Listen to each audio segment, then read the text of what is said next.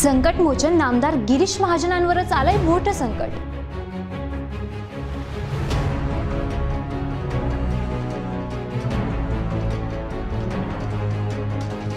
जळगाव लोकसभा मतदारसंघातील भाजपाची दशा झाली दिशाहीन।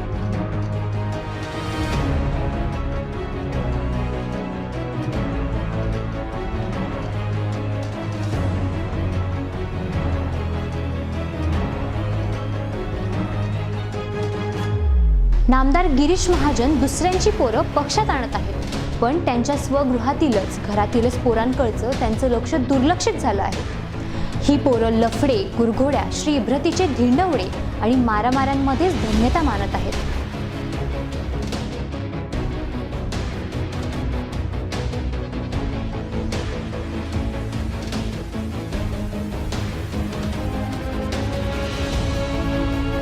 पण बी.एस. पाटील यांची 100% चुकी आहे। हे डॉक्टर आहेत, हे आमदार राहून चुकलेले आहे। इतक्या वर्ष बीजेपी मध्ये चांगले नामांकित आहेत। नाही, आम्ही कोणत्या पॉलिटिकल पक्षाकडून बोलत नाही, आम्ही फक्त एक स्त्री म्हणून बोलत आहोत। जो शब्द त्यांनी वापरला, ते हिस्ट्री काढत होते त्या महिलेची, त्यांचा इतिहास काय आहे। त्यांना सुद्धा 2 पत्न्या, त्यांच्या घरात जर 2 ती होत्या ना, तर कुणाच्या माईला बहिणीला ती म्हणायचा अधिकार त्यांना नव्हता। आणि त्यांनी जी भाषा वापरली की कोणत्या गुहेत गेले, ही गुहा म्हणजे काय याचा अर्थ त्यांनी सांगावा।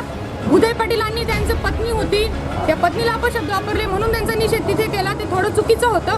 पण आम्हाला तरी असं वाटतं की अशाच महिलांविषयी अशी मानसिकता ठेवणारे, अशी भाषा वापरणाऱ्यांची तोंडाला काडं फासून गाडवावर धिंड गाळायला पाहिजे। भाजपा विरोधी राष्ट्रवादीचे उमेदवार गुलाबराव देवकर जिथे शांततेने संयमाने गावनगावं पिंजून काढत आहेत, तिथे नामदार गिरीश महाजनांची ही स्वगृही मंडळी इनामी इतबारे गटबाजीच्या हिंदोळ्यावर झोकत आहेत।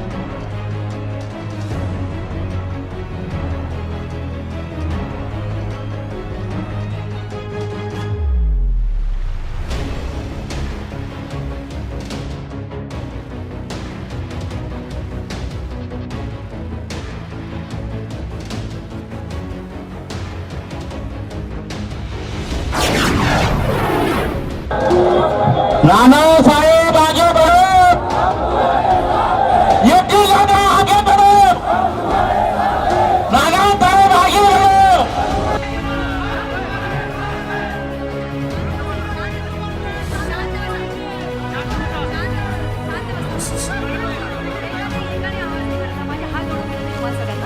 एकमेकांच्या कुरघोड्यांसह पुतळा बाहेर काढण्याची संधी साधण्यास टपून आहेत।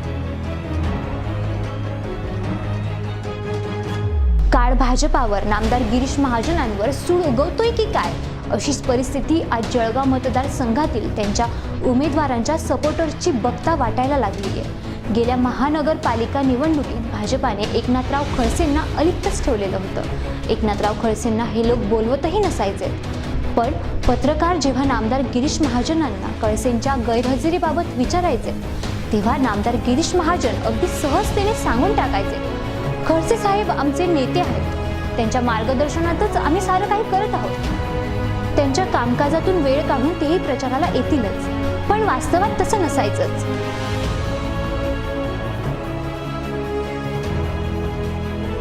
आज जळगाव लोकसभा मतदारसंघाची धुराही नामदार गिरीश महाजनांवरच आहे आणि त्यांच्या प्रत्येक जबाबदार शिलेदार कोणी चक्क प्रचारास नाही म्हणतायत, तर काही मोदी साहेबांनाच आम्हाला पंतप्रधान बघायचं आहे, ते आमचे नेते आहेत असं म्हणत प्रचार तर करतायत, पण दुभंगलेल्या मनाचे आणि खंगलेल्या घटनांचे साक्षीदार असे ज्यांचे त्यांचे कार्यकर्ते खरोखरच नामोहराम होऊनही खरोखरच प्रचार करतील काय, असा प्रश्न या मतदारसंघात निर्माण झालाय। पाटील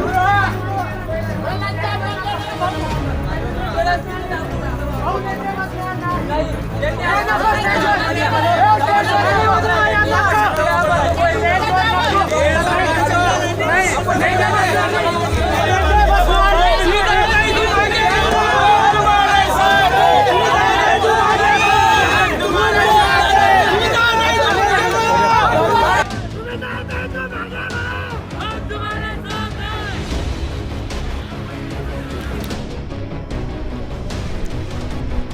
नाही म्हणायला या मतदारसंघात भाजपाचा सहयोगी पक्ष शिवसेना मात्र प्रामाणिकपणे उमेदवारांच्या मागे उभा आहे, प्रचार करतो आहे.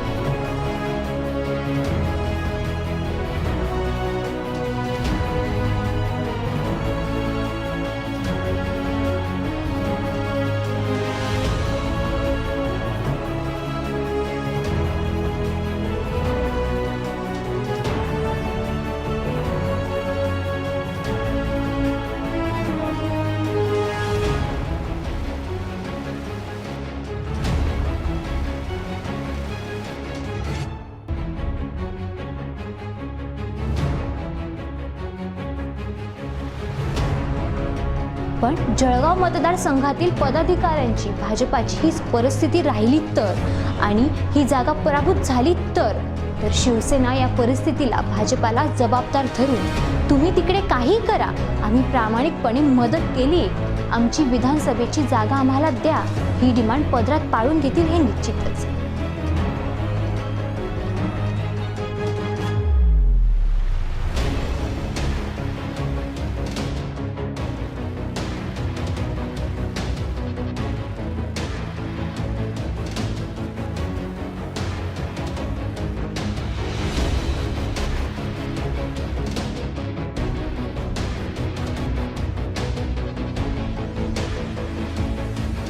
आणि त्यामुळे जळगाव शहराच्या संदर्भात आणि ग्रामीण विभागाच्या संदर्भात आपण त्यांना इलेक्शन लढायचं, मला तर काही जळगाव शहरामध्ये इलेक्शन लढायचं नाही होतं.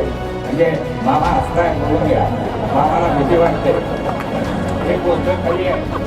मामा की तुम्ही आमचा हा हक्काचा मतदारसंघ आहे हे आम्ही विसरलेलो नाही.